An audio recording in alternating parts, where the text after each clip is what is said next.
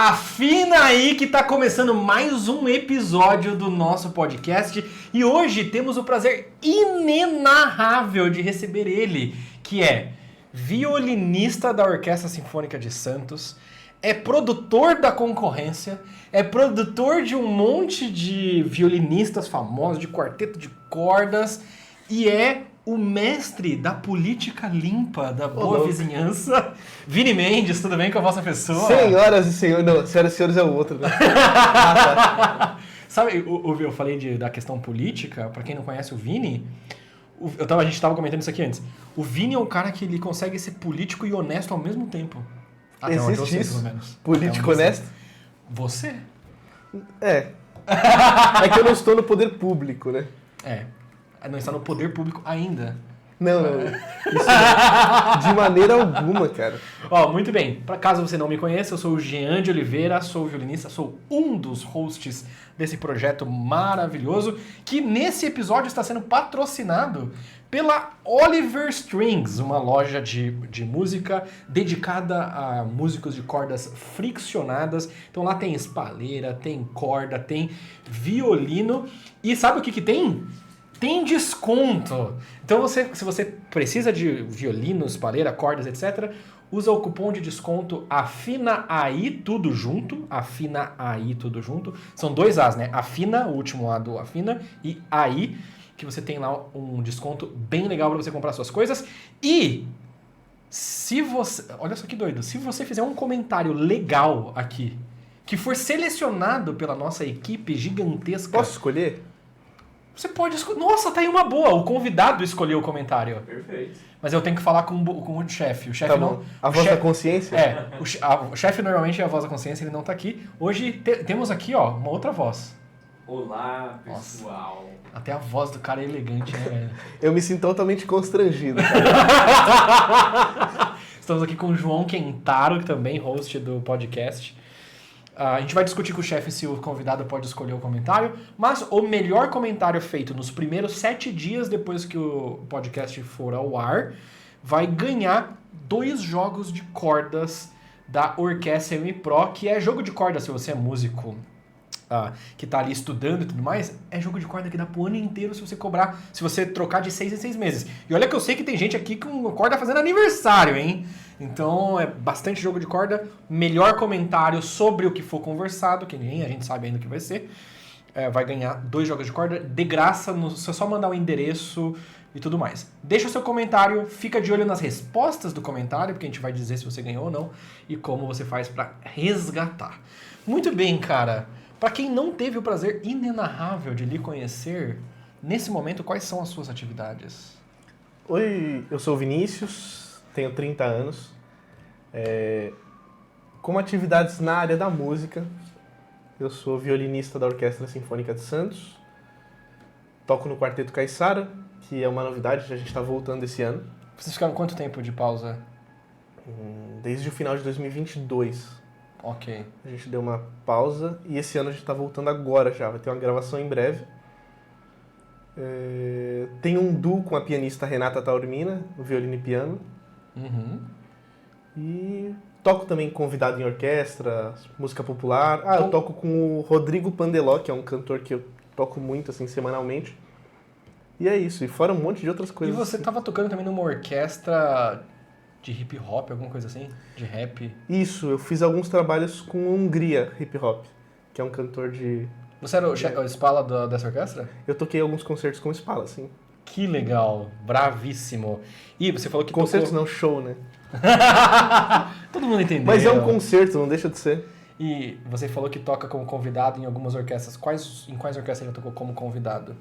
Eu já toquei como convidado na Baquiana Filarmônica, na USESP, Sinfônica de Ribeirão Preto, deixa eu ver, Orquestra Sinfônica Vila Lobos, onde eu toco bastante. Acho que é isso que eu lembro. Bravíssimo, cara. E eu já conheço o Vini, porque o Vini é meu amigo, ele já foi no podcast do Violino Didático, que é outro podcast bastante parecido com esse, inclusive. Sim. Tem o mesmo host, eu e eu. Talvez seja um bom ponto pra gente partir, porque provavelmente vai ter gente que assistiu o outro podcast que vai assistir aqui também. Teve alguma repercussão a sua participação, assim, que o pessoal comentou? Teve sim. Uma coisa que até é muito engraçado falar. Algumas pessoas me procuraram para fazer aulas pela maneira como eu abordo a relação aluno-professor. Que eu falei lá no dia do podcast, eu lembro que eu faço algumas pequenas críticas. E eles perceberam que os professores deles eram os personagens que eu falava no podcast. Quais eram esses personagens? Que personagens? O que sabe tudo, o que acha que quem tá abaixo das asas dele é o... Só vai se dar bem quem tá embaixo das asas. E fora das asas desse professor não há universo, não há vida, não há música, não há trabalho. Caramba, e aí teve gente que se identificou com isso? Teve gente que falou, não, meu professor é assim. Caramba. Aconteceu uma situação engraçada, recente, até posso falar, que isso é muito interessante. Teve uma pessoa que veio falar comigo. Ah, tá, eu vi teu podcast. Mas você toca violino mesmo? Não! Não, é sério. E eu falei, toco.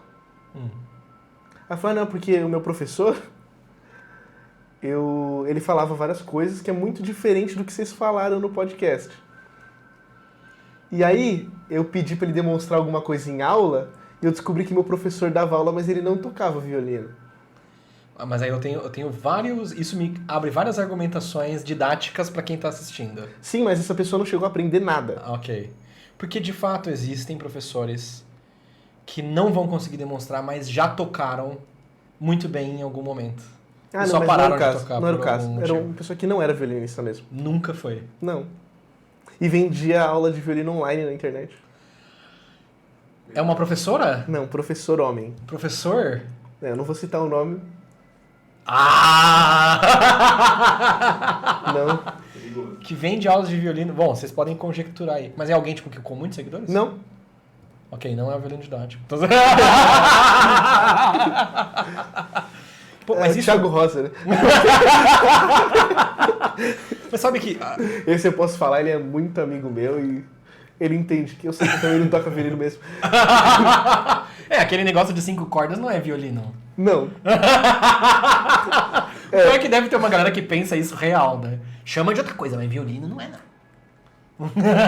Foi uma coisa que a gente falou no outro podcast, assim, se você passou dos 18 anos e você ainda acredita nisso, toma cuidado. Nossa, eu ia falar alguma coisa, esqueci.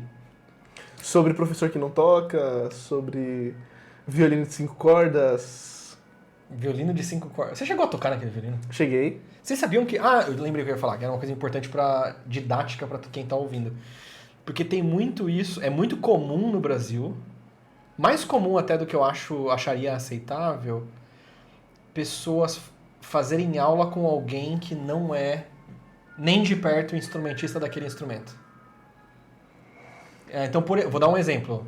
Eu dei aula numa escola de música em Cotia, que é de onde eu sou, que era na época pelo menos vista como a melhor escola de música da cidade. Era que tinha mais estrutura, tinha bons professores de alguns instrumentos. A própria professora, que é dona da escola, ela é uma grande escritora de conteúdo pedagógico de um instrumento, de conteúdo didático de um instrumento. E aí, quando eu entrei para dar aula de violino, foi um choque assim para alguns professores, porque a pessoa que dava aulas de violino antes era saxofonista. Então, assim, não sabia bulhufas de violino. Então, eu pergunto sempre nessa situação, e aí tem gente que é muito mais purista, pode se ofender. Ela teve algum resultado com algumas pessoas?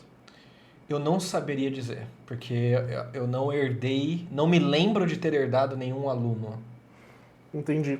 Porque eu acredito que, assim, música em si é uma coisa só. E se essa pessoa consegue fazer de alguma forma que o aluno toque com um som interessante, afinado... Porque, por exemplo, pode ser um saxofonista que tem um ouvido ótimo. E de uma forma muito que... Instintiva. Instintiva. Essa questão do instinto, ela ensina que o aluno tenha uma noção de afinação, desenvolve a afinação do aluno. Eu não digo que seja tudo perdido, né?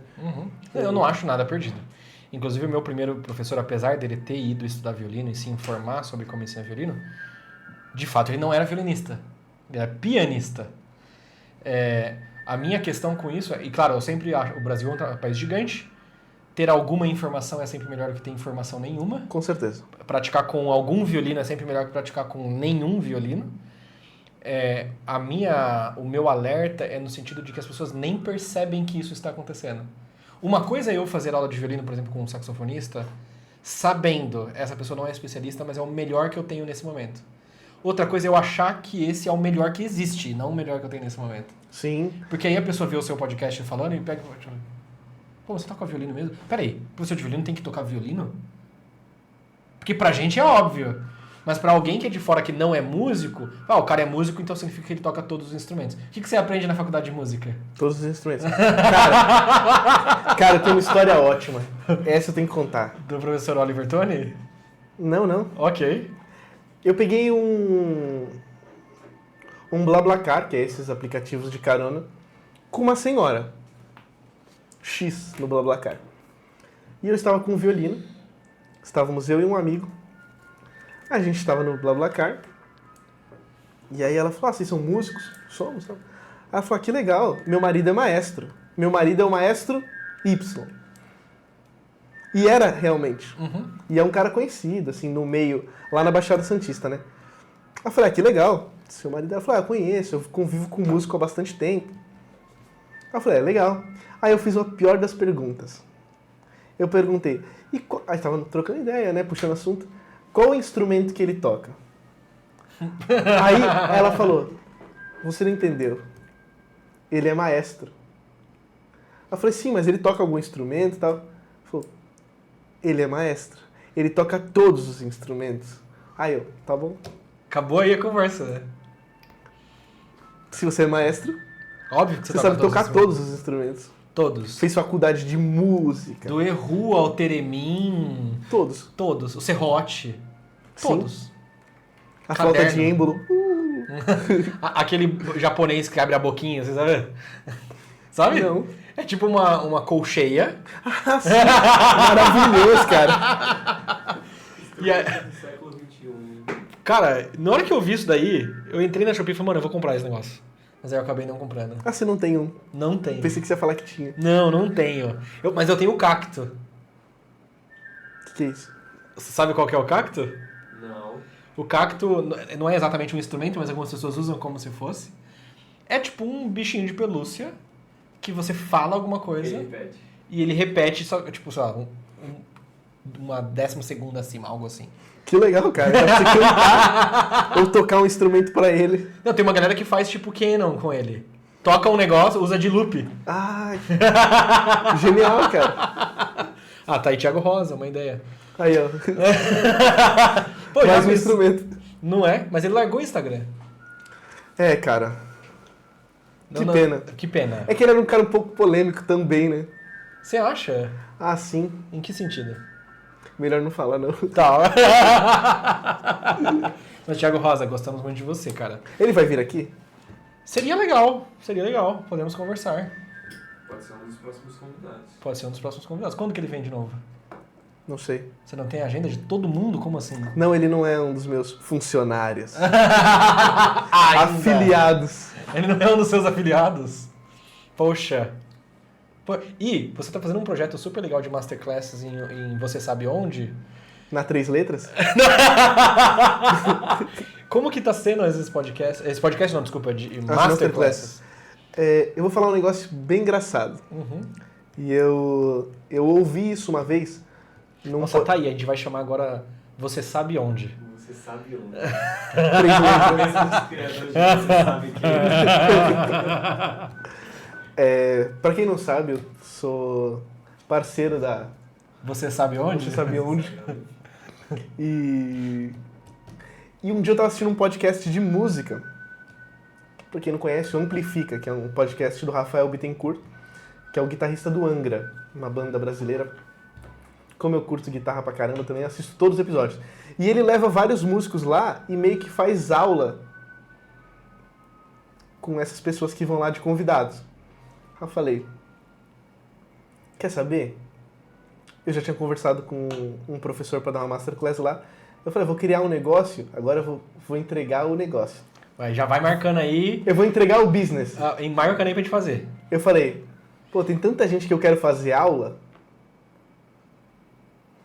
Que tal eu tenho uma estrutura que me apoia, eu vou chamar o cara para dar uma masterclass, eu vou lá, faço aula com a pessoa, aí se eu gostar, eu marco novamente masterclass com aquela pessoa. E aí eu sempre tô tocando para um monte de gente legal, fora isso, consigo que várias pessoas tenham acesso Essas pessoas. a esses professores.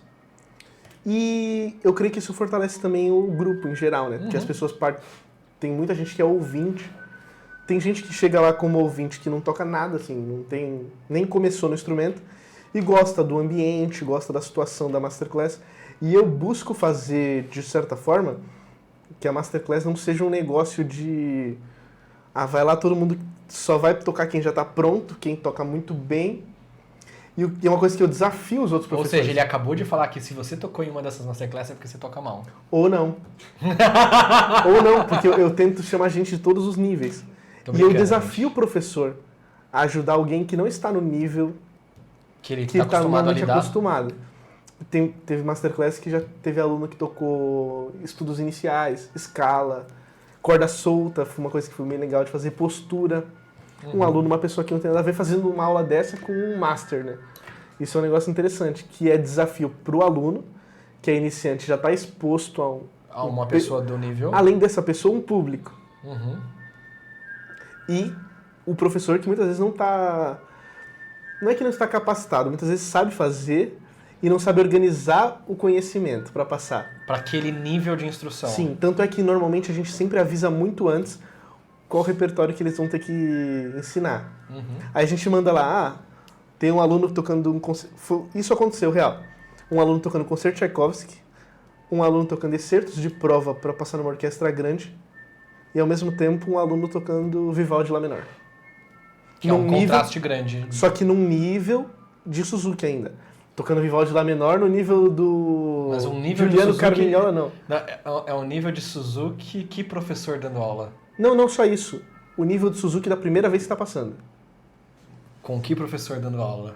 Eu quero que eu entregue o professor da pessoa? Não, de forma nenhuma. Eu não posso mostrar... Bom, será que vai dar ruim? Tá, eu tô vendo que tá gravando aqui, hein? Vamos ver. Por que eu tô falando isso? Eu sou professor também. Você falou nível de... Não, calma que eu tô na faixa branca. Isso é tudo ao vivo, hein, gente? Tá valendo. Pô. Vamos ver se eu... A pessoa fala que... Aí ele pega e fala... Não, melhor. Né? Melhor que isso aí. Não, esse aqui é alguém que mandou no lugar errado. Não, eu tô de novo no lugar errado. Faixa azul. Vamos ver, esse aqui já é bar. Já chegou no 1043? Temos alguns alunos que chegaram. Que legal, cara. Olha isso aqui, ó. Bravo. Esse aqui é o nível de alguém no nosso programa tocando pela primeira vez.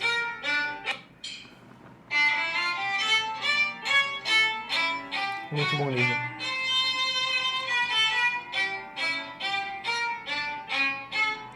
Sim, similar a esse nível, claramente. Ok. Então alguém que foi bem instruído para uma primeira vez. Eu vou ter que pôr pra gravar de novo aqui, calma aí. Mas o outro tá aqui. Pronto. Ok. Tô tocando encaixadinho. Sim. Tá, ok. Mas não é no nível de uma pessoa que tá tocando um concerto Tchaikovsky, que já Claro, passou por isso claro. várias vezes, já Sim. fez os ciclos de estudo, né? Uhum. E aí isso desafia também o professor de como ele pode agregar realmente, né? Uhum. Porque chegar numa masterclass você vai ver muita gente tocando... Todo mundo tocando concerto romântico no nível muito alto. A chance de me conectar, eu, uma pessoa que tô no estado intermediário, estado inicial, você vai ver aquilo lá, chega uma hora que o conhecimento que é passado não te agrega em nada. Naquele momento. Não, você vai ouvir e nem no subconsciente vai ficar, né? Você não vai aprender mesmo, então não serve pra nada uma masterclass assim. Caramba, Rapaz. uma masterclass que só tem gente... Dependendo do nível que a pessoa tá. Dependendo do nível da plateia. Uma coisa que eu me importo mais na masterclass do que os violinistas ativos são os ouvintes. Uhum. Mas como que você... Eu prefiro que o repertório abordado conecte mais com os ouvintes do que com o Professor. pessoal não, com o pessoal que vai tocar ou com o nível Ah, tá. do professor. Ok. Porque assim, até porque você quer levar mais ouvintes. Também. Mas é uma questão de criar público, assim, né? Porque, E- por exemplo, eu vou numa masterclass dessa, não aprendi nada, eu não vou voltar na outra. Uhum. E vocês estão gravando isso? Já temos algumas gravadas. E já tá As disponível? primeiras não estavam gravadas ainda, porque a gente pensou em transmitir ao vivo e não foi transmitido. E aí falou, vamos começar a gravar. Aí a gente tem cortes de assuntos assim, e aí não é comigo, essa questão de postar ou não postar. Eu lido muito mais Mas com ó, o mundo. a ideia inicial que você falou, na minha cabeça, não é exatamente o que está sendo executado. Porque ó, o que você falou é, chama alguém pra conversar e tocar, alguém que eu gostaria de tocar pra pessoa. O que eu entendi, tá? Pode ser que Sim, você sim. falou uma coisa e eu entendi outra também. Chama alguém com quem eu gostaria de fazer aula, tocar, conversar sobre música, mostrar coisas. A pessoa fala o que ela acha, faço a aula com essa pessoa, converso com essa pessoa. Isso pra mim soa como poderia ser isso daqui, por exemplo, um podcast. Só que ao invés de a gente conversar sobre coisas, ou sobre vida, ou sobre situações, você toca uma coisa pra mim, ou eu toco alguma coisa pra você, o violino, e aí a gente vai discutindo o que é interessante, o que não, o que a gente concorda, o que não. Sim, é uma possibilidade também. Vamos lá, anota aí. Essa ideia foi minha, não foi dele não. Ideia anotada. É legal isso daí. Quando vocês fizerem isso, coloca um joinha assim com a minha cara. Assim. Vini approves. É uma ideia ótima também. Porque assim, e aí não precisa ter plateia no local especificamente. É só convidar um professor. Sim, E aí, o professor convidado é o host. E convida um aluno iniciante ou que tem um nível que pode demonstrar alguma coisa legal sim. para essa pessoa. E aí é uma conversa. É entre... que agora eu tô pensando aqui isso. Eu tô pensando, tô só. Não, mas eu acho que é viajando mais na maionese. interessante o host ser alguém Fixo. que saiba conduzir essa conversa. Tá. Porque, por exemplo, chega um professor que ele vai ensinar, sei lá, concerto de bar para 2 violinos. Uhum. Se o interlocutor não souber digerir para o público, Se dispersa a Vai informação. porque vai ser uma aula direcionada, entendeu? Aham. E precisa ser ao mesmo tempo entretenimento. Exatamente. Sempre. Que doido. E o doido é que os grandes professores de Masterclass são justamente o que conseguem ao vivo fazer com que a Masterclass seja entretenimento. Sim. Você olha o Vengerov, que é o maior exemplo O disso, eu melhor. acho. É um show a Masterclass do cara.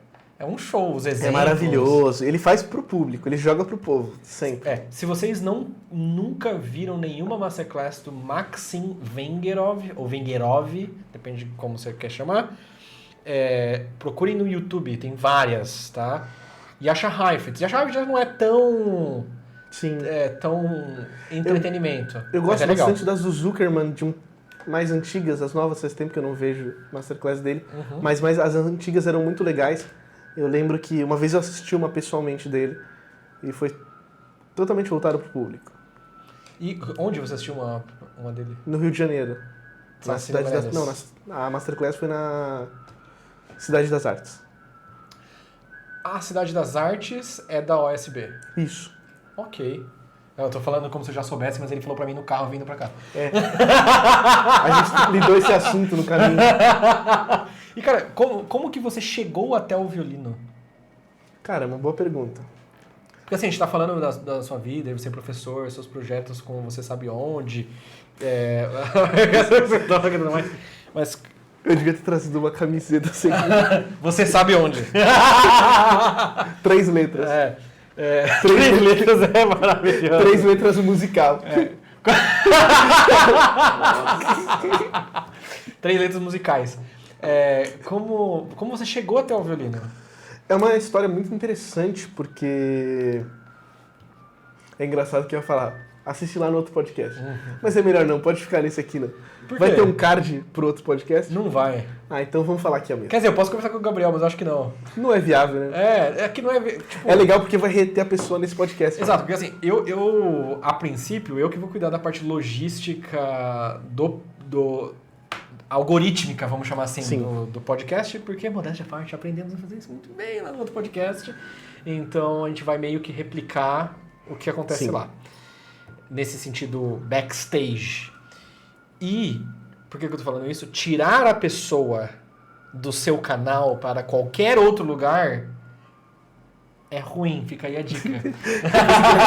Eu pensei que ele ia falar outra coisa. Não, é ruim. Quanto mais Sim. você deixar a pessoa no seu próprio canal, melhor. Anota aí já, vamos fazendo essa aula.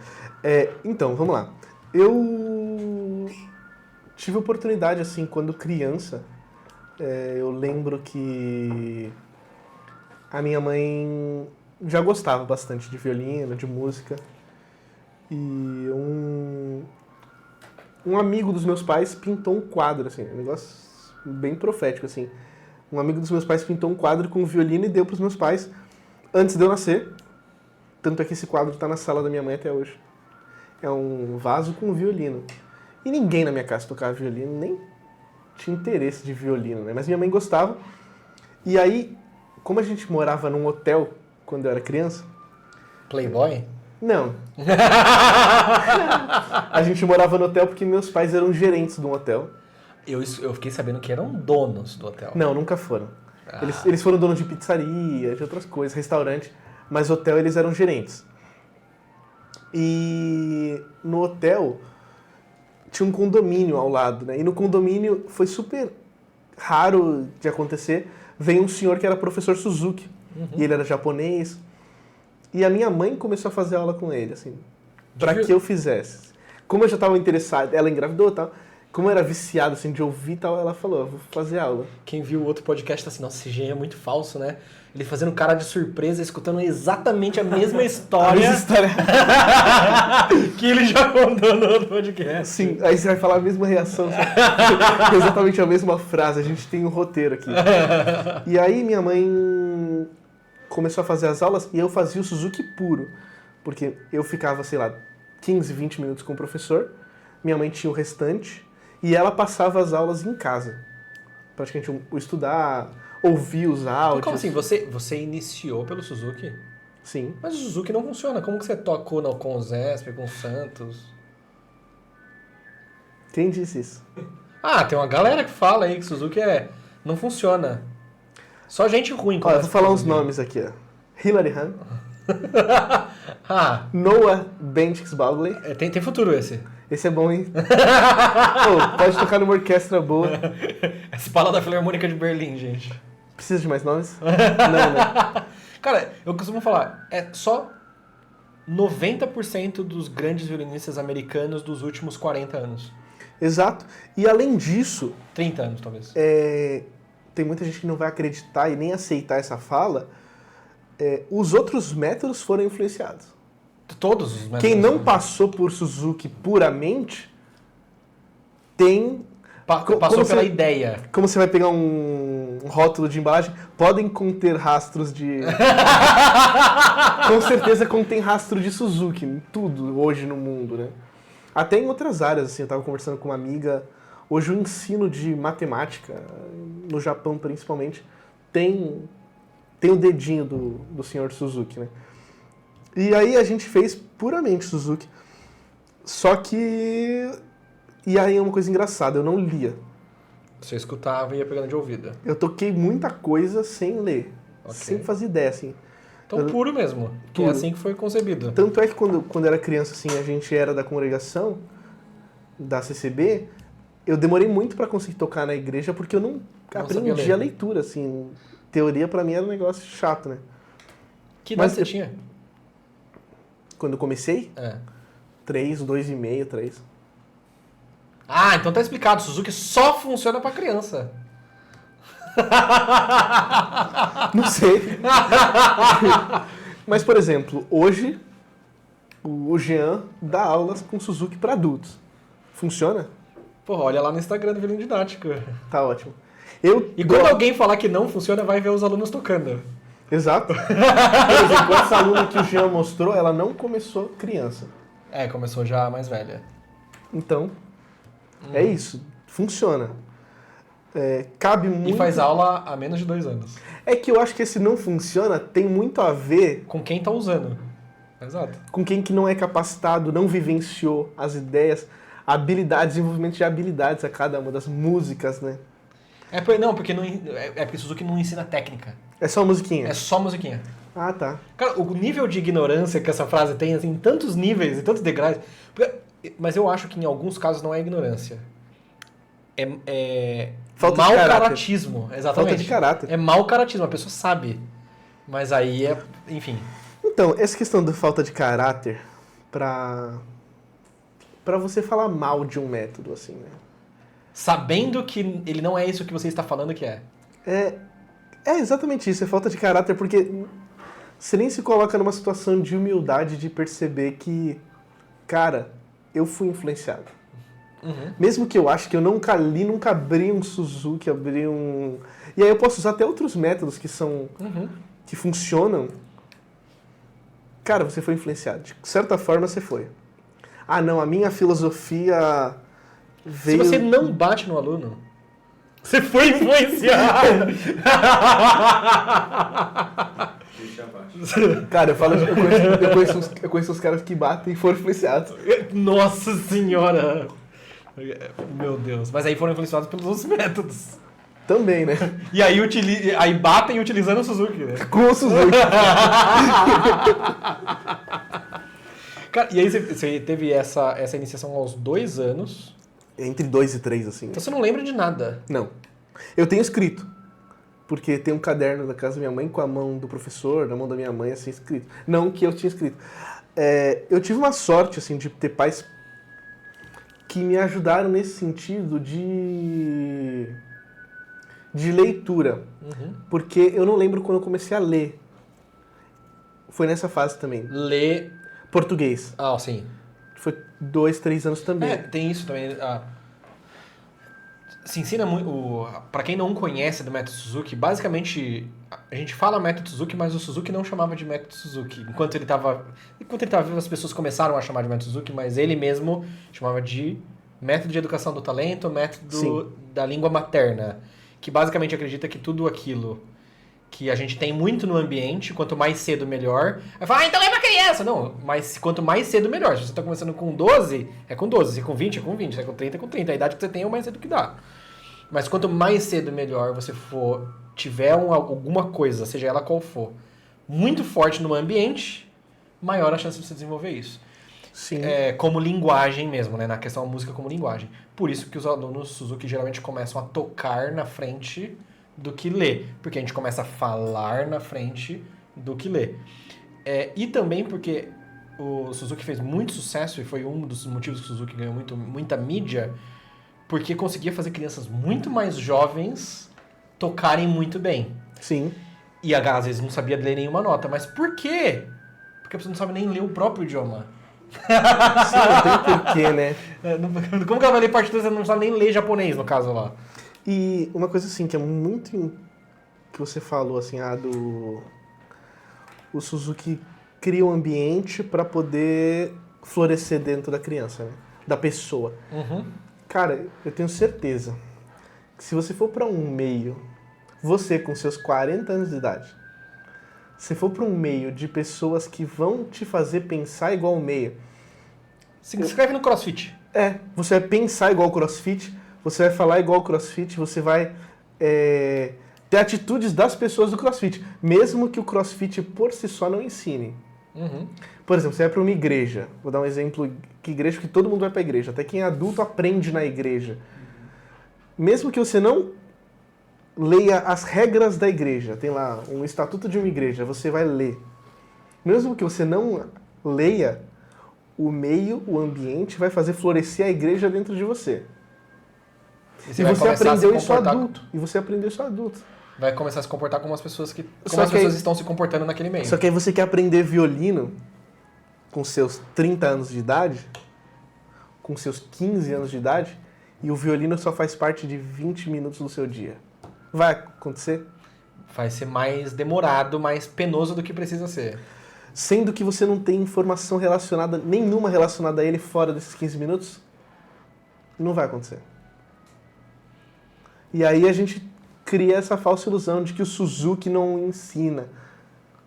Sendo que o Suzuki, para funcionar, o ambiente tem que fazer parte. A comunidade de alunos... Pra funcionar na sua integralidade, né? A comunidade dos alunos. Não é só, não, eu dou aula para um aluno aqui e é uma coisa que eu... E eles não se conversam. Os Não meus se dois alunos não se conhecem. conhecem, Não faz ideia que eu tenho mais de um aluno. O meu professor só dá aula para mim, é o meu professor. E é um negócio que eu luto muito, é para que os alunos tenham essa interação, de alguma forma. Isso, a gente faz, online a gente faz isso com os grupos e atividades ao vivo e tudo mais. Mas falando, se a gente para pensar nos grandes professores de nível, e a gente está falando do mais alto nível, não só de iniciação, como o Suzuki, porque o Suzuki também fala, o Suzuki não leva até o nível X. Sim, porque ele não é para isso. Ele é para fazer uma base técnica e musical para que você sustente outras coisas. Uma dúvida. Diga. Um cara que toca um concerto de Mozart, número 4, muito bem, que chega fazendo todos os Suzuki, você toca o Mozart 4 e o 5, né? Exato. Ele inverte por algum motivo, 5 e 4. O quarto é o último, né? É. Ele não tá pronto pro nível profissional? Ele tá... aí que tá. Depende de com quem eu tô conversando. E de que ambiente, de qual ambiente nós estamos falando. Porque... na minha visão, hoje, que é uma visão de fora de alguém que não está mais tão contaminado com a bolha violinística pequena, que a galera acha que aquilo é o mundo, mas aquilo é um microscópico das pessoas que de fato tocam violino no Brasil, por exemplo. Na verdade, quando o cara chega quando ele termina o livro 4, ele já está num nível mais alto do que a maioria das pessoas que vivem profissionalmente de tocar violino. Sem dúvidas. Entendeu? Jean, como assim? Que absurdo. Calma, você tá pensando na sua orquestra XYZ. Isso não representa a maioria das pessoas que trabalham com o violino. De jeito nenhum. E eu sei porque eu tenho alunos que vêm fazer aula comigo e são profissionais, eles não têm o nível para tocar um Suzuki 4. Exato. Então, assim, alguém que toca, por exemplo, o duplo, como eu mostrei aqui, uma aluna tocando, essa pessoa não vai ter nenhuma grande dificuldade para tocar as músicas que precisa para tocar num evento, para tocar as músicas que precisam para determinadas orquestras de câmara, para determinados tipos de quarteto e tipos de repertório. E digo mais, não só... eu tô falando, Jean, você tá falando como se fosse limitado. Quem toca num nível ok, como esse, o concerto duplo do Bach, toca 98% das músicas que existem para ser tocadas. Exato. Isso não tenho dúvidas. E são as músicas que as pessoas gostam, que você vai poder tocar pro seu avô, pro seu tio, pro seu amigo, e você vai fazer pessoas felizes, cara. E digo mais, é um nível também mais alto que a maioria dos professores de violino disponíveis no país. Sem dúvidas. Você fazendo muito bem isso, sabendo como fazer, e tendo organizado o conceito, o conhecimento... eu tô falando de nível técnico, né? O nível de ensinar é outra coisa. Sim. Mas o nível técnico de tocar é maior do que a maioria. Mas você tendo um professor que ele toca nesse nível e ele tem um conhecimento organizado na cabeça, sabe como passar, tá ótimo. Se tivesse todo mundo que fosse professor de violino nesse nível técnico e com esse conhecimento, a gente seria o principal país de violino do mundo. Eu não tenho dúvidas, é sério, a gente seria o polo do violino.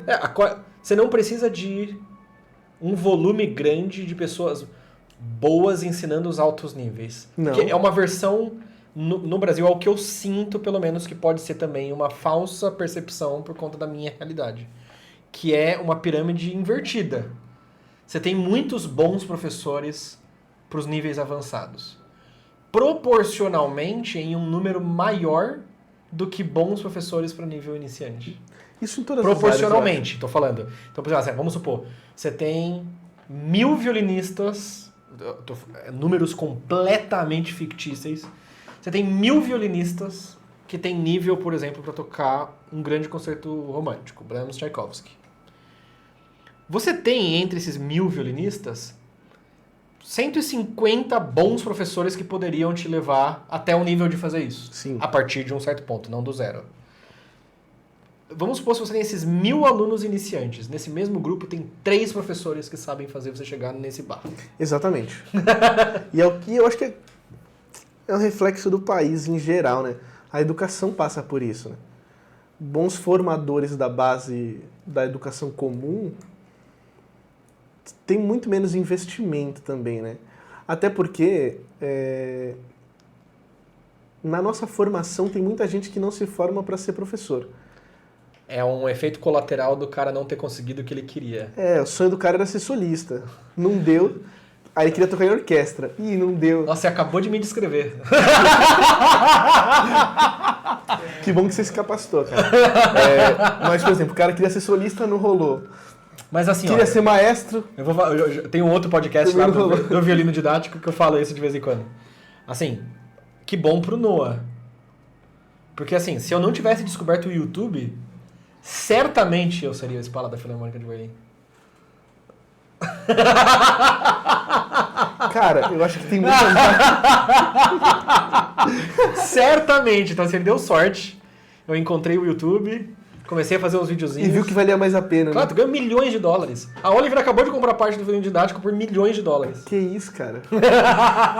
Tô brincando. Que bom que eu te conhecia quando você era humilde. Mas é isso, cara. O cara queria ser solista, não virou, não conseguiu tocar em orquestra. O que sobrou foi dar aulas. E a gente tem pouca gente que começa com o sonho de dar aula, né? Uhum. Porque se tivesse um cara que começasse, cara, eu vou fazer uma especialização desde que eu comecei, assim, porque música é comunicação. Uhum. A pessoa começa para se comunicar a partir da música. Ninguém começa, não, eu vou fazer música porque eu quero estudar escala. E ninguém começa, ou ninguém, é pouca gente demais, né? A maioria das pessoas não começa pensando, vou tocar isso para ser mais afinado que o fulano. Eu vou tocar isso porque eu vou ser melhor do que não sei quem. Mano, você só quer tocar suas músicas. Exato. Cara, eu acho que é uma coisa que a gente tem que pensar e retomar. Todo mundo que chega pra mim, é um negócio engraçado. Todo aluno que chega eu pergunto. O que você quer? Exato. E eu pergunto assim, se você estivesse no mundo ideal, onde todos os seus desejos podem ser atendidos, o que você quer fazer com o violino? E a pessoa? É muito legal a diferença entre respostas. Se é um aluno criança, se é um aluno adolescente e se é um aluno adulto. O aluno criança, infância, ele tem todo aquele frescor da infância. O que ele fala?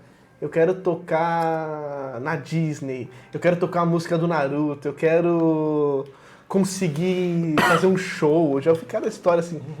Um adolescente, pior fase da vida. Eu quero tocar na USESP. Eu vou ser solista internacional. Eu já Eu ouvi. vou ser o melhor violinista do mundo. E aí, cara, a adolescência é uma fase que você vai fazer merda, cara. E você vai pensar que o mundo é aquela porcaria que você acha que você sabe tudo agora, né? E aí... Pô, porque você tá me dando bronca assim, cara? Você é adolescente? Não, mas eu já fui exatamente esse adolescente. Sério? Exatamente esse. Quem não, né? Eu cheguei a falar numa banca isso. O quê? Tinha uns 13 anos, fui fazer a banca pra entrar na EMESP, na ULM na época. Ou já era EMESP? Enfim, eu já estudava na EMESP, mas eu tava fazendo uma outra prova, sei lá, de passar de semestre, alguma coisa assim. E aí alguém perguntou assim, o que você quer fazer, né, quando você crescer? Eu olhei assim, fixamente. Olha pra câmera, olha pra câmera. Eu vou ser o melhor violinista do mundo. Ninguém riu, não. E aí a banca fez assim... Cara! Você podia ter certeza. Ó, nós temos a mesma faixa etária. Cara, tinha gente naquele momento que já estava lá. Se a gente for quantificar o que é ser o melhor do mundo, tinha gente com a nossa idade que já era. Já tinha gente técnica. com metade da nossa idade que já era. Já era. Gente com metade da metade que já Que era. já era. Eu ia falar isso. Tinha gente que nasceu naquela semana, naquela semana que você falou isso, que hoje já tá entre os grandes. Uhum. Aí, beleza. Adulto. O que o adulto fala? E eu acho que depende do adulto, né? Tem adulto que, como eu falei, se mantém com a mente entre os 14 e 15, né? Mas tem muito adulto que tem ideias ótimas. Ah, eu quero tocar pra minha família. Esses são os meus favoritos. Eu quero tocar na igreja. Uhum. Porque eu sou de uma igreja que tem uma orquestra, ou tem uma banda, e eu queria tocar com eles. E assim, É a isso música daí, pela música, pelo fazer da exatamente. música. Cara, esse é o mais genuíno. Uhum. Porque a criança tem a imaturidade, mas tem o sonho. E eu adoro, é o caso que eu adoro lidar com esse sonho. Uhum. Porque se você tem um sonho muito bem canalizado, eu nunca tive um aluno que foi para um nível extremamente absurdo. Tenho alunos que tocam muito bem, mas eu soube canalizar eles para eles não chegarem na adolescência idiotas. Porque se você, na infância, trata com o sonho de maneira imatura, você, tutor, mestre, professor, na adolescência ele vai ser um sociopata. E aí na vida adulta ele vai ser um professor frustrado. Porque aquele sonho que foi vendido, que foi alimentado... É. Nossa, sabe, tem uma professora húngara. Putz, a Bettina estava contando essa história algumas semanas atrás, a professora Bettina Stegman. Uma menina super talentosa, eu não sei exatamente a nacionalidade, eu coloco nos comentários se eu lembrar, provavelmente eu não vou lembrar, mas se alguém nos comentários souber de quem eu tô falando, deixa aí. Mas é uma violinista muito talentosa, que quando foi fazer um recital, a sua debut, né, foi, sei lá, tocar Wieniawski, qualquer coisa assim, um concerto, 12, 13, 14 anos, algo assim, que um negócio assim, velho. Igual aquela menina que tocou com o Berlim agora, que tocou Wieniawski 13 anos. Começa já com décimo, assim. Na cara, assim. E ela acerta todos, né? E aí foi tocar um negócio desses, assim, não sei se é exatamente isso, mas foi tocar. E ela tava muito nervosa no backstage, no green room pra entrar. E aí o professor dela pegou e falou assim, algo do tipo, fica tranquila. Quando você entrar, só vai ter alface. Só vai ter tomate. Pra ela mentalizar qualquer outra coisa. E aí, quando ela entra, na primeira fila, além de vários grandes músicos violinistas, tá Bela Bartók.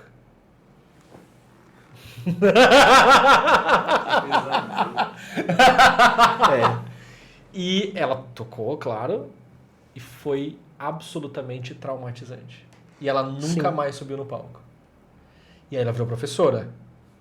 Frustrada porque venderam pra ela que ela ia chegar lá e ia ser fácil. Ia ter alface, ia ter tomate. Ia ser fácil, não é só você tocar. Só tem alface, ninguém sabe nada, é só você fazer. E ela vai lá. Cara, eu posso dar uma pausa rapidão por uma coisa? Claro. Cara, eu tô passando frio aí. Você tá passando frio? Se quiser desligar o ar. Não, só diminui um pouquinho. Eu tô com calor, velho. Olha aqui a minha mão como tá. Mano! Desliga isso. Se puder ter um pouquinho de água também. E aí ela foi vendido pra ela que seria fácil, é só ela mentalizar que só tem alface, não sei o quê. E não foi isso que aconteceu. Ela virou professora, virou uma grande professora, formou muitos grandes violinistas, assim, gente que virou solista, que chegou a tocar em boas orquestras, que toca em boas orquestras. E ela escreveu um livro, foi estudar, aí Será adulta... que é a Cato Havas? Exatamente ela. Ah, sim. Exato. E aí adulta, já mais adulta, com 18, 19 anos, ela foi estudar sobre ansiedade de performance. Que bom, né, que foi estudar, né? Exatamente. E não foi destruir vida de próximos.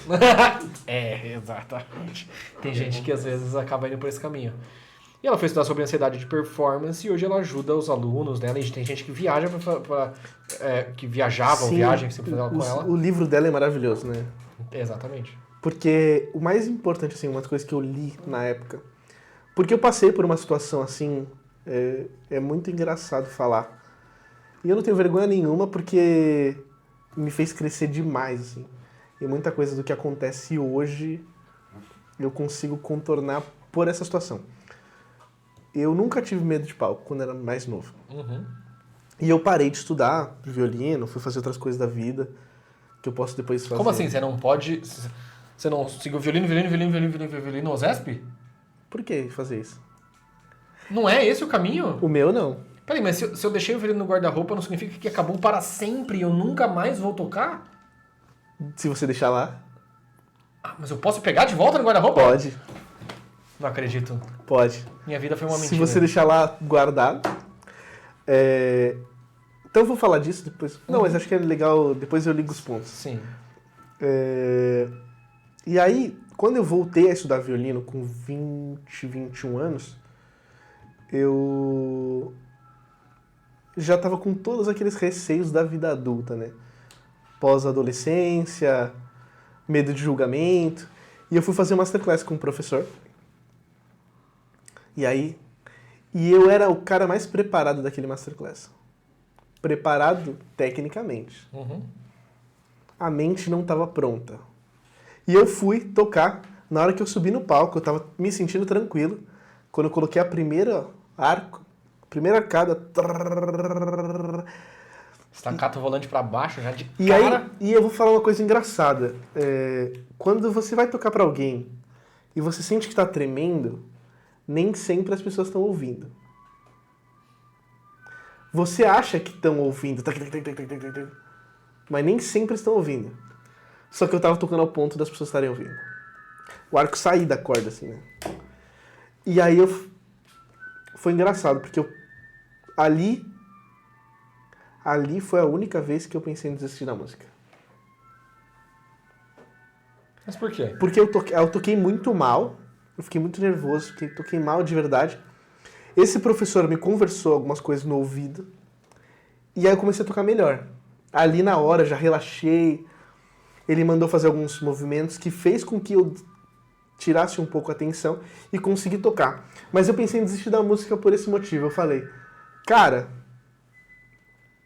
se eu vou passar por isso toda vez que eu for tocar,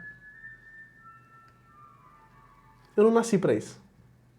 Eu nasci pra qualquer outra coisa, mas pra tocar em público não. E aí eu pensei isso. E aí apareceu, eu falei, não, calma aí. Eu faço isso porque eu gosto, a música é um negócio legal, já tinha uma certa maturidade psíquica pra pensar sobre a vida. E eu tenho muito isso na vida, de ficar pensando sobre as coisas.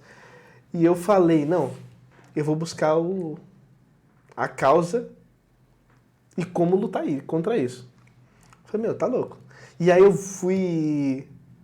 conversei com pessoas que falavam, toma tal remédio. Toma remédio X.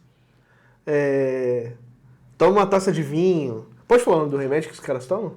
Eu esqueci o nome. Mineral.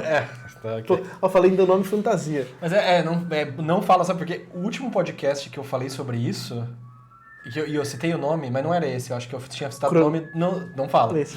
Mas eu citei o nome de fato da parada, nem vou falar o meio e o calendo, que tô falando assim pro robô do YouTube não pegar. O meu vídeo ficou desmotivado, porque eu tava falando que eu tava Monetizado? fazendo... Desmotivado? Desmonetizado. Assim, desmotivado. Ficou desmonetizado, ou seja, um podcast inteiro, sei lá, de 2 horas. Cortou porque você falou a droga. Perdeu a monetização monetização. porque eu estava incentivando pessoas a usar o blá blá blá. Entendi. E não tava. No vídeo eu falo, não usem! É o podcast com a professora Eliane Tokeshi, inclusive. Se você vai tomar um negócio desse é porque você está doente, de certa forma. Você tem uma condição que você precisa do remédio. Mas pra você tomar pra fazer uma prova, pra tocar em público, aí eu comecei a pensar, é porque a música não faz sentido pra você. Todas as outras coisas fazem. Porque o que começa a fazer sentido é a minha imagem em relação às pessoas. Uhum. Eu ser aceito pelo público. Música é de menos, é um meio, não é o fim, né? E eu penso sempre que o fim é a música. E eu comecei a estudar, eu li tudo que podia sobre medo de palco, sobre preparação para estar numa situação de prova. E hoje eu faço isso com muita tranquilidade, cara. Eu gosto da situação. Tanto que ele fica inventando recital, fica Todo inventando mês. concerto, Ah, cara. fica achando lugar pra tocar. Porque eu acho que isso que faz com que diminua a situação do nervosismo. Uma coisa que eu aprendi, que eu faço com todos os alunos, é desenvolver o caminho da performance. O que é isso? Lionel Messi, jogador da Argentina, bateu um pênalti na final da Copa do Mundo e acertou. Só que esse não foi o primeiro pênalti que ele bateu na vida. Não. Com certeza ele bateu um pênalti na escola, no campo da rua. Ele chutou um pênalti no futsal na esquina. Aí ele foi para uma escolinha de futebol. Ele chutou muitos pênaltis para um dia ele chegar na final da Copa do Mundo e ser mais um pênalti. Lógico que tem a carga emocional, mas toda a preparação de não ser o primeiro, ele conseguiu desenvolver. E eu uso um paralelo parecido, mas o seu é melhor do que o meu. Que eu falo pros meus pros alunos que às vezes estão tocando Bach, por exemplo, tocando Vivaldi, e eles estão se inspirando na gravação X. Nossa, sempre isso. Eu estou inspirando lá no Carminhola, no Isabel Fausto, sei lá quem. Na Takako Nishizaki, que tem as gravações dos Sim. Suzukis lá e tal.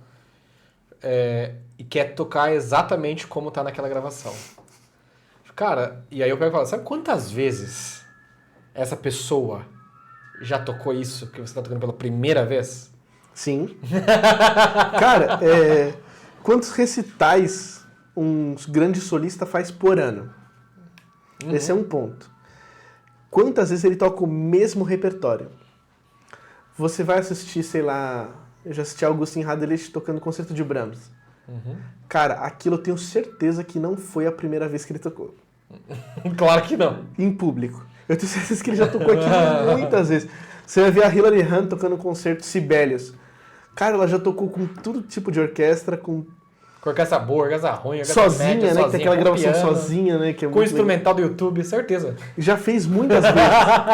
E ela não é a primeira vez, né? E a gente tenta colocar como a primeira vez. Tem que ser igual dela. Não, tem que ser no palco que ela tá tocando também, né? Claro. É o mínimo, não? Porque quando eu levantar o concerto de Brahms, Eu vou A solar Filarmônica- com o Zesp. o Zé vai te chamar. Vem aqui pra fazer o seu debut. Aí você vai lá pra você ver. É que isso não vai acontecer, né? Mas no mundo hipotético, a chance de você nem Pô, colocar... aprendi o Tchaikovsky, agora eu posso ser solista. Caramba, é isso? Não é? Não sei. Pô, se eu já toco concerto, podem me chamar orquestras. Sim. A chance de você fazer isso sem nunca ter subido num palco pra tocar um solo com uma orquestra, a chance de você subir no palco e morrer do coração é imensa. Ou você tem uma cara de pau absurda e faz qualquer coisa ali.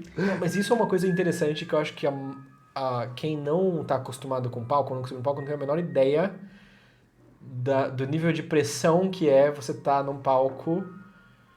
Pra tocar em orquestra, pra algumas pessoas já é bastante pressão. Sim. Mas pra fazer um solo, meu irmão, às vezes até solo dentro da orquestra. Sim, Já- solo de espala, solo De chefe de naipe, alguma coisa assim. Mas subir pra, de fato, ser o violino profissional como orquestra atrás, de fato, se alguém despreparado que só tocou violino e nunca teve numa situação de público, a pessoa pode morrer do coração. Cara, morre mesmo. É muito louco, assim. Eu tenho tido algumas oportunidades, assim, de tocar solos e tal. Cara, primeira coisa é que a orquestra já tá no palco. Você sobe depois. Então você tem plateia na sua frente e plateia nas suas costas. E a plateia das costas é muito cruel. Porque todos eles, do seu instrumento, provavelmente tocam isso que você toca também. Tocam. Muita gente pode ser que toque melhor do que você. Eu não lembro... Eu não vou falar os nomes dos violinistas, mas tanto é que eu nem lembro o nome. Eu tenho um amigo que foi fazer um solo com uma orquestra. E tinha um Spala. E o Spala era um cara novo, desconhecido até então. E aí esse meu amigo foi tocar o solo e esse Spala falou, cara, você pode ouvir? Eu tenho uma gravação que eu gravei em casa das sonatas de Isaí. Eu gravei as sonatas de Isaí em casa, você pode ouvir? E ele deu um CD pra esse amigo meu. Ele falou que quando foi ouvir no hotel, esse meu amigo ficou altamente envergonhado de estar sendo solista esse cara na orquestra. É sério. E hoje esse cara, que é Spala, é um puta solista, né? Hoje. Rapaz. É que eu não lembro o nome dele, mas... Da pessoa da orquestra? É, da pessoa que tá sentada na cadeira. Mas é um cara famoso hoje, entendeu? Ok. Eu vou lembrar depois. Brasileiro? Não. Ah, tá. Isso é fora. Ok. Cara, tá maluco.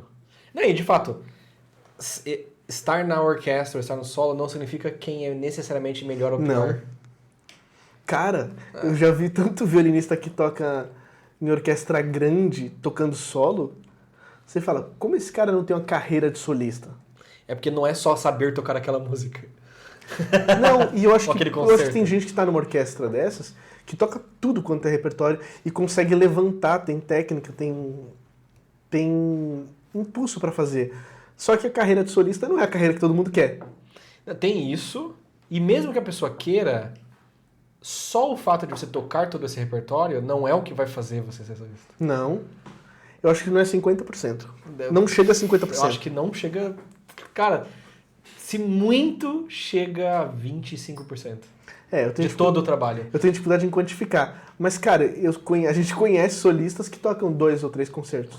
Sempre os mesmos. E maravilhosamente bem, não é essa a questão. Sim, e tem a carreira de solista. Uhum. Porque ele sabe lidar com pessoas. Ganhou sabe- um prêmio estratégico e soube usar isso. Soube criar um plano de carreira pra, a partir dali, desenvolver... Ou algum maestro ou agente gostou muito da pessoa e ajudou a fazer conexões. Sim. Claro que isso não vai acontecer se a pessoa tocar mal. Não é que assim, não precisa ter esses 25%. Não, você precisa ter esses 25%. É a condição sem a qual não. É a condição, a Condi- condição sine qua non. É isso. Sem aquilo não dá. Aham. Mas só aquilo não é suficiente. Sem aquilo não dá, mas só aquilo não é suficiente. Exatamente.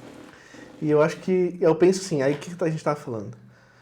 Eu comecei a preparar pra performar. E eu tenho trabalhado com alunos essa situação.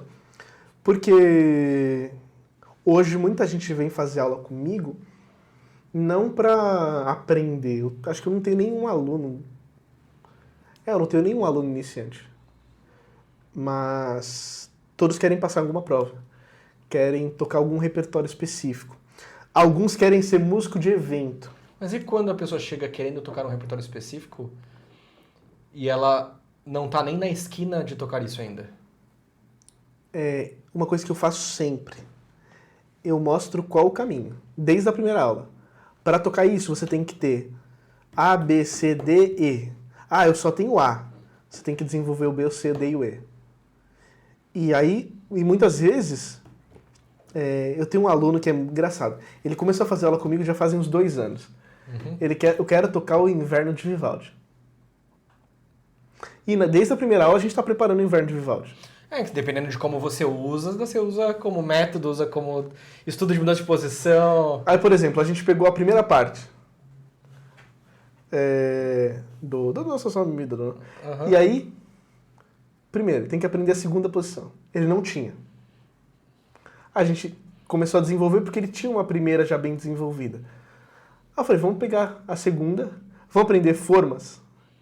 Porque você tem uma forma na corda Mi, uma forma na corda Lá. E aí ele criou o conceito de forma. Acerta, muito bem. Mas agora a próxima parte na quarta posição. Vou aprender a mudar da segunda para a quarta? Uhum. E aí a gente foi desenvolvendo as habilidades ali. E o que Só acontece? que aí exige, desculpa te cortar, exige da pessoa uma coisa, e por isso que a maioria dos professores não faz isso, a não ser que seja num caso assim, que o cara chega pra mim, por exemplo, quero tocar o concerto número 3 de Mozart, por exemplo. E tá num nível muito inicial. Você vai aguentar 4 anos de estudar trechos do concerto Estou usando um período hipotético. Pode ser mais, pode ser menos, depende da pessoa. Mas a pessoa vai ter o saco de, durante 1 ano que seja, fazer só trechos e exercícios daquela mesma coisa, comer arroz e feijão todo dia. Aí o que eu faço é o quê? Ele já viu o que ele precisa. Uhum. Ele sabe que a gente está desenvolvendo as habilidades. E aí eu vou colocando repertórios. Suplementares. Que acaba que ele vai gostando. Ele fala, caramba, que legal. E como o Jean sabe, eu coloco os alunos para apresentar. Todo recital que eu toco, normalmente toca algum aluno, alguns alunos, né? E aí ele apresenta aquelas peças. E aí ele já se sente motivado e gosta daquelas peças também. O foco da vida dele era tocar o Inverno. Mas ele já tocou Concerto de Vivaldi, Lá menor, Sol menor. Já tocou outras músicas que também fizeram ele ser feliz no processo, entendeu? Porque se eu ficasse só fazendo trechinho, Exatamente. ia ser o resto da vida. E ele não ia ter motivação para estudar, né? Ninguém consegue. Porque, por exemplo, pega um aluno iniciante e fala, tudo bem, vamos tocar Brahms. Não dá pra começar do Brahms? Dá. A questão é, você tem o psicológico pra aguentar a quantidade de tempo que isso vai demorar em uma coisa? Seriam 15, 20 anos. Vamos lá, começar com a primeira nota. Ré, Mi... Não, mas não é esse timbre. Não. Então tem que fazer bom. Mas tem que aprender que o arco é pra baixo. Passar o arco na corda. Mas como segura o arco? Então. O que é Ré? Onde que é Ré aqui? Exato, entendeu? E é um caminho, né? Mas só que não é inteligente. Você só fazer... Agora, encaminhando um pouco pro fim, porque estamos gravando praticamente de madrugada esses episódios de hoje. E tem equipe aqui esperando pra ir embora com a família em casa. Isso que a gente tá fazendo, tanto aqui quanto que você tá fazendo lá em Você Sabe Onde... 3 letras. Musicais. Qual o impacto de verdade que você acha que isso vai ter? Está tendo, porque óbvio que já há um impacto do que ambos os espaços estão fazendo, seja online, seja presencial. Mas qual impacto você está vendo no curto prazo? Qual impacto você enxerga no médio e no longo prazo disso? Ótima pergunta. Vamos lá. Eu entendo que a loja de instrumento musical esteve longe do músico. Como assim? Eles vendem instrumentos. Eu entendo que foi um negócio de vender e a partir dali o músico se vira para arrumar professor, para adquirir informação em geral. Para ajustar o próprio instrumento, dependendo da loja? Então, aí tem uma questão de informação. Eu falo, chega aí. Para o músico entender, se eu for numa loja aí, XYZ, aí... Não, XYZ tem a ver com 3 letras. Não, a 3 letras faz um trabalho bom também. Você chega na loja, cara, fala, um violino é aquilo lá que você pega na loja aleatória e aí você vai tocar. Primeiro, você não sabe nem que você precisa passar breu. Nem sai som quando você pega pra tocar. Não sai. Sabia que o violino vem mudo? Fica aí, ó. Vem pronto pra fazer uns cachês aí. Vem pronto pra fazer o Harry Potter. Pode crer. Isso foi assunto no outro podcast. Vem pronto pra você tocar um cachê, fazer migué. Mas a desinformação era um negócio que estava relacionado à loja de instrumentos. E hoje, eu creio que eu não conheço muito dos outros, né? Eu sou, como eu estava conversando com o Jean, cada vez mais eu estou longe do mercado de violino. Tenho lido outros assuntos, porque a vida também não é interessante que seja só violino, né? Ah, é? É. Eu acho que pode ser outras coisas e a gente pode ser muito mais multifacetado. Mas vocês podem usar sobre a história do violino, sobre a geografia de onde o violino foi criado, sobre as casas dos grandes violinistas, arquitetura aí. História dos compositores que escreveram para violino. Escreveram para violino. Quem foi Chopin? Não quero nem saber. Que isso? Eu só sei porque o Oista que gravou alguma coisa dele. Então, e eu não me interesso hoje tanto assim por violino como já me interessei. E tanto é que eu não sei se tem outras lojas que fazem esse tipo de trabalho. Um trabalho... Porque além de você criar um padrão de informação que vai fazer com que o músico se sinta muitas vezes mais motivado, porque você vê que existem outras pessoas que estão fazendo a mesma coisa que você percebe que existe uma possibilidade de fazer com qualidade, você vê um caminho claro no desenvolvimento do seu instrumento. Porque, por exemplo, você comprou um violino... Qual o violino que vocês têm aqui mais simples? Foi aquele que eu toquei mais cedo, né? Quando você vier aqui comprar esse violino, ou você comprar no site, você tem clareza que existe um caminho de desenvolvimento pro próximo. Uhum. Ah, o próximo nível é o violino... É que eu não sei os nomes. Aqui é tudo orquestra. Tá, E tem o Silvério. isso. O orquês mais básico. Aí você vai para um orquês melhor. O orquestra mais básico custa R$590, inclusive. Cara, isso soa muito bem.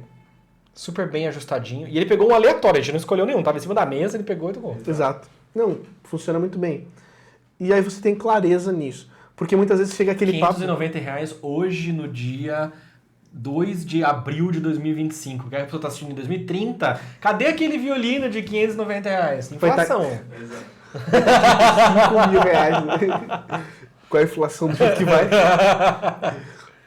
Deixa pra lá. Eu pensei em algo assim, ó, me veio algo. Olha! Continue. E aí tem aquela loja que vendia um violino desse nível e vendia violino profissional. E, nossa, né? Não tinha, né? Tem. É que eu fui muito bondoso. Tem. Vai no Mercado Livre e joga violino profissional pra você ver. E aí você vai achar Violino um- profissional por R$1.000. Aham. Sim, e isso não é nem um pouco honesto, né? E eu acho que essas lojas que Mas aproximam... essa terminologia profissional, eu tenho um problema gigantesco com ela. Porque o que define exatamente algo ser profissional ou não? Se aquele for meu, ele é profissional. Exato. Mas, se eu compro um violino e é eu que tô tocando, ele é profissional. Sim, eu ganho dinheiro com ele. Exato. O que significa um violino profissional? É uma questão de marketing, né? E vende, né? Pois é. Porque eu Não, comprei... eu comprei um arco profissional. Tipo, Ele é profissional no quê? Exato. Qual a profissão dele? ele é A contador. profissão dele é esse arco. Um arco profissional. O que é um arco profissional? E aí isso daí... E eu acho que as lojas, como posso dizer, onde estamos, e a loja das 3 letras, vendem essa honestidade no tratamento com o violinista, com o músico, né? Fora a questão do ambiente, eu acho que é um padrão diferente de loja do que a gente está acostumado. Uhum. É um padrão que você vai chegar, vai ser atendido por alguém que conhece. Aqui, por exemplo, na Oliver, eu descobri recentemente. Talvez o Kentaro saiba melhor do que eu. Mas uns 70% das pessoas que trabalham aqui tocam violino, especificamente. Sim, violino, viola, cello. Sim. Os donos tocam violino. Sim, você chegar numa loja que o vendedor toca, sei lá, violão que ele aprendeu na revistinha e ele vai te vender um violino e você pergunta, mas por que... Sei lá, coisa óbvia. Qual é a madeira desse violino? Não, essa é das melhores madeiras. É maciço. Não, maciço ainda é uma... Existe essa variação. Sim. Ah, não, mas é madeira mesmo. Que madeira mesmo?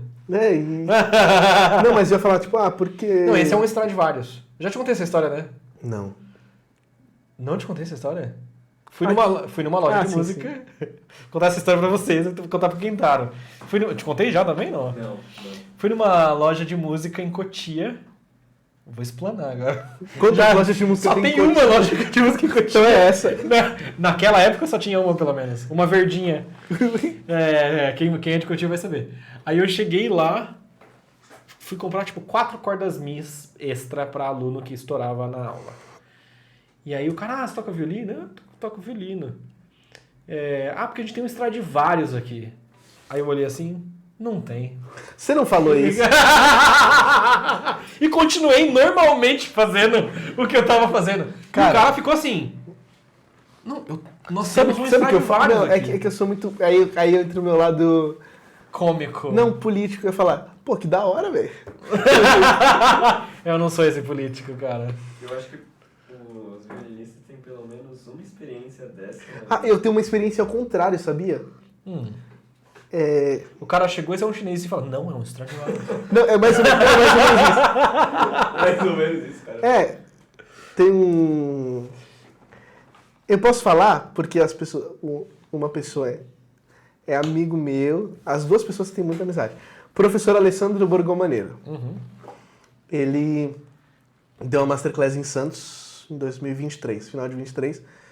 E a Masterclass foi na igreja que eu participo hoje, que é a Igreja Batista do Marapé. A gente tem alguns projetos na E igreja. o Assim. professor Bergomeiro tem um bom violino.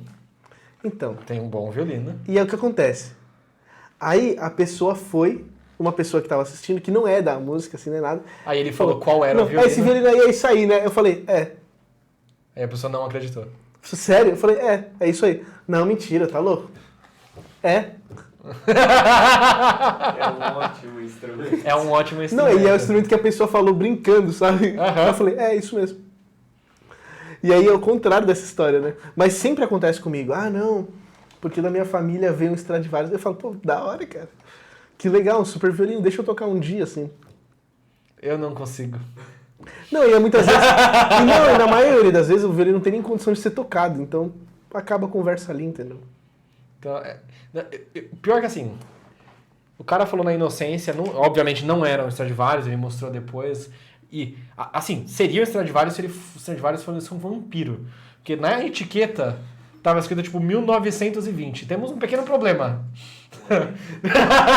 Mas, não, a marca existe desde 1700. O Stradivarius abriu a fábrica e tá aí até hoje. Pra quem não tá entendendo, Aqui, deixa eu ver. quando a gente é do meio, vamos chamar assim, violinístico, a gente fala esse violino é um Stradivarius quando ele foi feito pelo Antônio Stradivarius, que foi um grande, o grande liutaio do século XVIII, século XVII e XVIII. Então um Strad, esses que custam milhões, é o que esse cara especificamente fez. E não são todos. São alguns desses que esse cara fez. O que tá... Nossa, mas o meu tá escrito Stradivarius dentro. Sim, porque depois algumas fábricas usaram o nome dele como uma oportunidade de fazer negócio. Vamos Claro. vamos imprimir um nome Stradivarius, porque vende, vamos colocar lá dentro. Esse violino não custa nem 100 mil nada, nem reais, nem nada, nem pesos, às vezes. Cara, às vezes pode valer. Não, depende. Se abaixo da etiqueta do Stradivarius Tiver Vilhom, tiver um nome muito bom de um luthier que fez a cópia é. e fala, isso aqui é uma cópia de Stradivarius. Se você tiver uma cópia do Stradivarius do Vilhom, que foi um dos maiores copistas de Strad, aí a gente vai fazer outra coisa. Não, e tem um monte de instrumento que é cópia de Stradivarius que são instrumentos importantes, né? Um monte não é tanto assim quanto ele tá fazendo parecer, gente. Ah, não, tem sim. Mas não é tão... Não é tanto quanto os que a fábrica pegou. Ah, não, acho que não. Não, Claro que não. Não. Você tá dando esperança pro cara que tem o violino em cima do guarda-roupa. O do seu avô não é. Porque esses aí, esses grandes, assim, um Vion, que é uma cópia de Stradivarius, ele também é um violino catalogado. Exatamente. E eles sabem exatamente onde estão. A maioria deles. Às vezes aparece um outro, às vezes aparece, mas a maioria deles estão catalogados. Pô, teve Strad que apareceu esses anos atrás aí.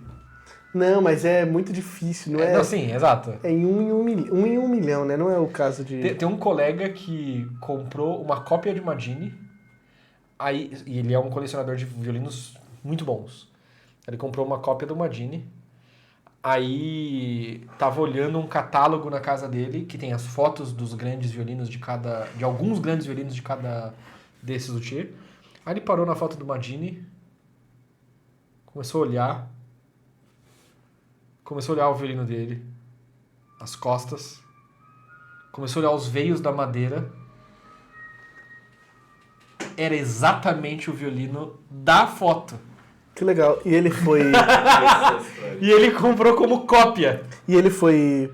Foi ver e é um violino catalogado. Que da hora, meu. Meu sonho. Comprou como cópia e era um Original. fato. Caramba. É que eu não sei quanto vale um Magini hoje, mas é um violino importante. Exato. Tem muito a ver com o desenvolvimento da história, né? E, cara, ó, eu não sei se... não sei como exatamente que a gente faz o encerramento aqui, porque estamos aprendendo. Como que a gente podemos fazer o encerramento, professor João Quentaro? Obrigado por assistir e até a próxima. Não vou ter que indicar um próximo, não? Você quer indicar o próximo? Não Não sei. pode ser o dono da... Por você que sabe não? onde. Seria muito legal. Não, tô zoando, pode sim. Tanto que ele tá na nossa lista, na verdade. O dono da Três Letras. O senhor H. O senhor H do PG. Ou inominável. Seria muito legal. Ah, sei lá, tem muita gente legal, né, pra indicar. Ok. Músicos. Desculpa, só para não deixar você fugir. Médio e longo prazo para esse tipo de trabalho que estamos fazendo? Estamos, no caso, tanto aqui o grupo relacionado a Oliver, como o grupo de você sabe onde. Longo prazo, o que você acha que isso aqui vai virar? Ou pode virar, né? Cara, eu acredito muito na questão da educação. Educando-se o mercado estando bem educado, a chance de diminuir os enganos, os problemas com pessoas mal intencionadas e a questão do bom gosto do consumidor médio. O consumidor médio vai ter uma exigência muito maior, vai ser muito mais refinado nas suas escolhas. Até para comprar em outros lugares vai chegar já mais informada. Exatamente. Então eu acredito que vai diminuir. Quanto mais informação, diminui a chance de ter alguém que age com más intenções, né? E aí os bons profissionais vão sempre ser valorizados. Porque assim, a gente conversou aqui hoje sobre relação professor-aluno, relação lojista-cliente. E aí as pessoas vão sendo educadas a não aceitarem más relações. Tanto com quem vai te vender um violino, com quem vai te dar uma aula, com quem vai te... Em termos práticos, a pessoa não vai aceitar um violino com uma tora de madeira embaixo das cordas? Então, esse é o caso. Pode aceitar, mas ele vai saber que ele vai ter que fazer um ajuste. E na hora que chegar, ele também vai saber que ele pode mandar embora, que não vou comprar nessa loja mais. Sim, se te venderam como um violino pronto para tocar, que é aquele nome, e você vai olhar. Vou pegar assim, ó. Ó, tem um nome legal aqui nesse cavalete. Esse aqui está pronto para tocar. Aí eu pego um outro assim, ó, que tem um cavalete disforme. Não está pronto para tocar. Gigante, grosso assim, ó. Não está pronto para tocar. Ponto. Porque tem loja que vende violino ajustado, porque quem é dono não faz a menor ideia do que significa ajustado. Vê no site das lojas lá, né? Violino ajustado. Então vou colocar isso para vender mais, então. E aí o ajustado é montado, porque a pessoa não faz a menor ideia. Eu ia falar isso. Porque, não faz a menor ideia. Ela tenta deduzir o que é o ajustado. Porque eu lembro... eu conversei isso recentemente com alguém. Porque quando eu ganhei o meu segundo violino... Foi o segundo ou o terceiro? Eu lembro que meu pai trabalhava perto de onde a gente morava. É uma história super bonita isso aqui. Depois que passou, a gente se mudou, não morava mais em hotel. Meu pai tinha um outro trabalho. E eu lembro que a gente morava perto de onde meu pai trabalhava. E toda sexta eu ia sozinho até o trabalho dele, a gente comia um churrasco num carrinho de churrasco assim. E aí um dia ele foi e falou, não, vem aqui e tal. E não era uma cesta, mas era uma cesta comum. E aí quando eu cheguei lá no churrasco, ele tava com um violino novo, né? Porque eu tinha crescido e aí precisava de um violino maior. Aí fiquei super feliz e tal. Aí quando a gente abriu, o violino tava sem as cordas e sem o cavalete. O que você vai fazer com isso? A sorte que eu tinha um professor na época que foi e montou, e aí o próprio professor lixou o cavalete. Ainda é comum, mas era super comum, todo professor fazia isso. E é um negócio comum que eu vou falar aqui, e eu tenho certeza que a loja vende. Lá fora não é tão comum o músico comprar cavalete. Quem compra é o luthier. O luthier compra um monte de cavalete e quando ele vai ajustar instrumentos das pessoas, ele vai e coloca um cavalete ajustado. Aqui a gente, infelizmente, até a gente entende a realidade do país. A pessoa fazer ela mesma o ajuste, às vezes é necessário, né? Não, mas aqui no caso é que tem muita gente que, sei lá, o cavalete quebra ou cai ou acontece qualquer coisa, a pessoa compra o cavalete achando que vai vir igual o que tá no violino dela. Nem tá comprando para ajustar, porque a pessoa nem faz a menor ideia que existe isso de ajuste. É peça de reposição, né? Exatamente. Pô, quebrou uma cravelha, compra outra cravelha e põe aí. Compra uma gravelha pra você ver se você consegue colocar ela em casa. Ela nem vai entrar ali. Ou ela vai ser desse tamanho assim. Ela vai lá, você compra uma gravelha de cello, sei lá, enfim. Cara, ó, prazer inenarrável lhe receber. É recíproco. Sempre muito bom ter você em tudo que eu puder colocar você. Que isso? Professor Kentaro, quer fazer alguma observação, alguma pergunta? O cara mais estiloso do meio do violino que eu conheço. Exatamente. E eu conheci ele hoje. Não, maravilhoso receber o Vini aqui, né? É um prazer mais do que inenarrável. Que isso, cara. Nesse espaço maravilhoso que a Oliver proporcionou pra gente. E que venham mais e que ele volte logo. Se você quer parte 2, Vini Kentaro, comenta aí. Comenta aí, parte 2, Sim. Vini Kentaro, que aí vai ser uma conversa diferente. Sim, acho que é super rico também. Maravilhoso. Um abração, deixa o joinha, comentário valendo. Primeiro 7 dias de podcast no ar, valendo 2 jogos de corda Orquestra M-Pro, que vai chegar na sua casa com E custo chefe, 0. deixa eu escolher o comentário. Colocar Tchau. iPhone para carregar. Tô indo. Tchau, até mais.